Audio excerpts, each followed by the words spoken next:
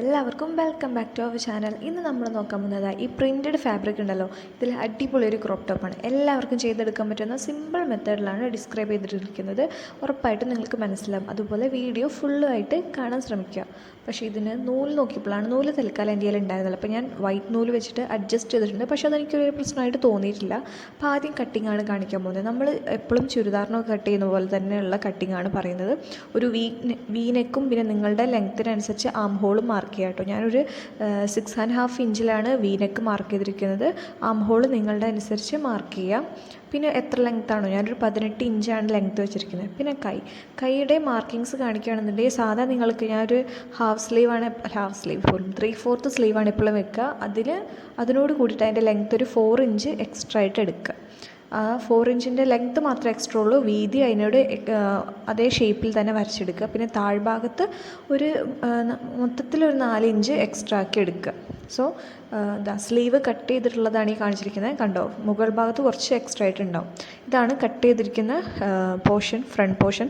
ഫ്രണ്ടും ബാക്കും നമ്മൾ വി നെക്കിൽ തന്നെയാണ് കേട്ടോ കട്ട് ചെയ്തിരിക്കുന്നത്. നിങ്ങൾക്ക് വേണമെങ്കിൽ ബാക്ക് പോർഷൻ വേറെ സാധാ റൗണ്ട് നെക്ക് വേണമെങ്കിലും കട്ട് ചെയ്യാം. ഇനി രണ്ട് നെക്കുകളും തമ്മിൽ നല്ല ഭാഗം ഉള്ളിലേക്ക് വരുന്ന രീതിയിൽ ഇങ്ങനെ വെക്കുക. രണ്ടിൻ്റെ ഷോൾഡർ അങ്ങ് കൂട്ടി അടിച്ച് വെക്കുക.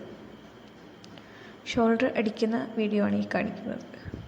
പിന്നെ കഴിഞ്ഞ വീഡിയോയിൽ ഒരു ചേച്ചിനോട് പറഞ്ഞിരുന്നു ട്രൈപോഡ് വാങ്ങിച്ചുകൂടെയെന്ന്. ആർക്കാണ് ഇതൊക്കെ വാങ്ങിക്കാൻ ആഗ്രഹമില്ലാത്തത്? അവസരം വരെ വാങ്ങിക്കാം. ഞാനിപ്പോൾ ഒരു സ്റ്റുഡൻ്റ് ആയതുകൊണ്ടാണ് വാങ്ങിക്കാതിരിക്കുന്നത്. അതിനുശേഷം നമ്മളൊരു ക്രോസ് കട്ടിങ്സ് ഇങ്ങനെ കുറച്ച് അടിച്ചും എടുക്കുക. അത് നമുക്ക് നെക്ക് മറിച്ചടിക്കാനാണ്. കാരണം ഇതിൽ ലൈനിങ് വെച്ചിട്ടില്ല. സോ ലൈനിങ് വെക്കേണ്ടവർക്ക് അങ്ങനെ രീതിയിൽ ചെയ്താൽ മതി. ലൈനിങ് വെക്കാതെ സ്റ്റിച്ച് ചെയ്യുന്നതിനാണ് ഇങ്ങനെ ക്രോസ് കട്ടിങ് എടുത്തിട്ട് അതിൻ്റെ നല്ല ഭാഗം തുണിയുടെ നല്ല ഭാഗത്തേക്ക് ചേർത്ത് വെക്കുക. അതായത് സ്റ്റിച്ചിങ് പോർഷനൊക്കെ വരുന്ന പുറത്തേക്ക് വേണം. അപ്പോൾ അതങ്ങനെ നമ്മൾ ആദ്യം അടിച്ചെടുക്കുകയാണ് വേണ്ടത്. പിന്നെ ചാനൽ ഇതുവരെ സബ്സ്ക്രൈബ് ചെയ്യാത്ത ആരെങ്കിലും ഉണ്ടെങ്കിൽ ഉറപ്പായിട്ടും സബ്സ്ക്രൈബ് ചെയ്യുക, സഹായിക്കുക, സപ്പോർട്ട് ചെയ്യാം. ഓക്കെ, അത് അടിച്ചതിന് ശേഷം നമ്മളിങ്ങനെ ഉള്ളിലേക്ക് മടക്കി വീണ്ടും ഒന്ന് മടക്കിയിട്ട് അടിക്കുകയാണ് ചെയ്യേണ്ടത്. അതിൻ്റെ ഉള്ളിൽ ചെറിയ കട്ടിങ്സ് ഇങ്ങനെ കട്ടുകൾ കൊടുക്കണം. എങ്കിലാണ് കറക്റ്റ് ഫ്ലെക്സിബിളായിട്ട് മടങ്ങി കിട്ടുള്ളൂ. ഇതാണ് നിങ്ങൾക്ക് നമ്മളിങ്ങനെ ചെയ്തതിന് ശേഷം സ്റ്റിച്ച് ചെയ്തെടുത്താണ്. ഒരു സ്റ്റിച്ച് ചെയ്തിട്ടുള്ളൂ കേട്ടോ. കുറേ സ്റ്റിച്ച് ചെയ്തൊരു രണ്ട് സ്റ്റിച്ച് ചെയ്തൊരു ബോറാവുന്നുള്ളൊരു ഇതുകൊണ്ടാണ് ഇങ്ങനെ ചെയ്തിരിക്കുന്നത്. നിങ്ങൾക്ക് നിങ്ങളുടെ ഇഷ്ടത്തിനനുസരിച്ച് ചെയ്യാം. ഇനി നമുക്ക് സ്ലീവ് അറ്റാച്ച് ചെയ്യാനാണ്. ഇതുവരെ എല്ലാവർക്കും മനസ്സിലായി എന്ന് വിചാരിക്കുന്നു. നമ്മൾ ഷോൾഡർ കൂട്ടി നെക്ക് മറിച്ചെടുത്ത് അടിച്ചു, അത്രേ ചെയ്തിട്ടുള്ളൂ ഇതുവരെ. ഇനി നമ്മൾ സ്ലീവ് വെക്കുകയാണ്. സ്ലീവിൽ നമ്മൾ കുറച്ച് എക്സ്ട്രാ മുകളിലേക്ക് കട്ട് എടുത്തിരുന്നല്ലോ, അതൊരു പഫ് സ്ലീവ് സ്റ്റിച്ച് ചെയ്യാൻ വേണ്ടിയിട്ടാണ്. അപ്പോൾ അതിങ്ങനെ മടക്കിയിട്ട് വേണം നമ്മൾ അടിക്കാൻ വേണ്ടിയിട്ട്. അപ്പോൾ എത്രത്തോളം നിങ്ങൾ ലെങ്ത്ത് കൂട്ടിയെടുക്കുന്ന അത്രത്തോളം പഫായിട്ട് നിങ്ങൾക്ക് കിട്ടും. ഞാൻ കുറച്ചൊരു 4 ഇഞ്ച് എടുത്തുള്ളൂ. അപ്പോൾ അതിൻ്റേതായിട്ടുള്ള പഫാണ് എനിക്ക് കിട്ടിയിട്ടുള്ളത്. അത് ഇപ്പുറത്തെ കയ്യിലും രണ്ട് കൈയും നമ്മളങ്ങനെ അടിച്ചു വെക്കുക. അതിനുശേഷം കൈയുടെ താഴ്ഭാഗത്ത് ഞാനൊരു 2 ഇഞ്ച് വീതിയിലുള്ളൊരു ബാൻഡ് വെക്കുന്നുണ്ട്. ആ ബാൻഡ് നമ്മളുടെ കൈൻ്റെ സാധാ വണ്ണത്തിലും, പക്ഷേ നമ്മളിവിടെ ഒരു 4 ഇഞ്ച് എക്സ്ട്രാ താഴെയും എടുത്തിരുന്നു പറഞ്ഞല്ലോ.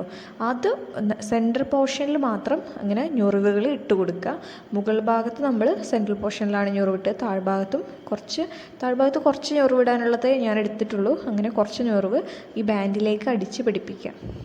രണ്ട് സൈഡിലും ഇതുപോലെ തന്നെ ചെയ്യാം കേട്ടോ. പിന്നെ ഇത് ഞാൻ പാതി വഴിയിൽ ഉപേക്ഷിച്ചതാണ് ഈ മാർഗം. ഇത് ഞാൻ അതിലൊരു മോഡൽ ചെയ്യാമെന്ന് വിചാരിച്ചതാണ്, പക്ഷെ അത് വേണ്ടാന്ന് വിചാരിച്ചു. ഞാൻ ഈ സെൻറ്ററിലെ ഈ ഫ്ലവർ പോലത്തുള്ളത് മാത്രമേ എടുത്തിട്ടുള്ളൂ കേട്ടോ.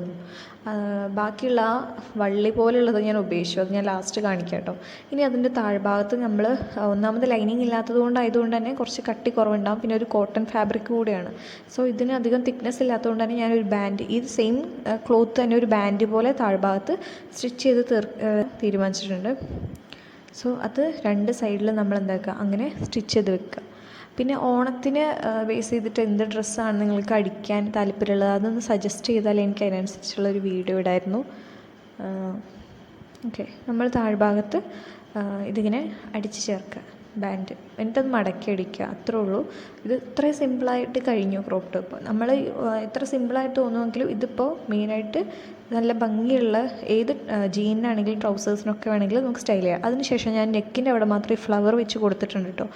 ഇതാണ് ഫൈനൽ ലുക്ക്. ഇത് ഞാൻ ആദ്യം കുറച്ച് ലെങ്ത്തിലാണ് അടിച്ചത്, അതിനുശേഷം ലെങ്ത്ത് കുറച്ചിട്ടുള്ളതാണ് കേട്ടോ ഇത് കാണിച്ചിരിക്കുന്നത്. കുളിച്ച് വന്നപാട് നിൽക്കുന്നതുകൊണ്ടാണ് മുടി ഒരുമാതിരിയായിട്ട് നിൽക്കുന്നത്, കുറേ ഓയിലി ഹെയർ പോലെയൊക്കെ തോന്നും.